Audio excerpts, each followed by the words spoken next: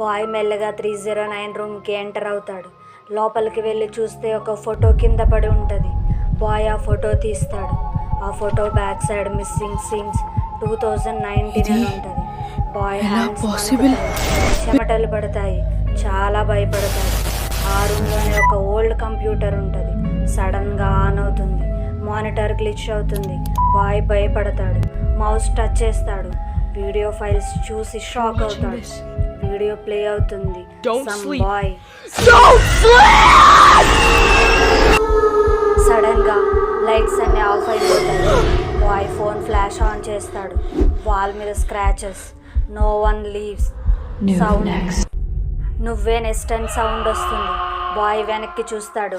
ఎవరో బాయ్ నిలబడి ఉంటాడు. తన దగ్గరికి మెల్లగా నడుచుకుని వస్తాడు. ఆ బాయ్ ఇన్విజిబుల్ అవుతాడు.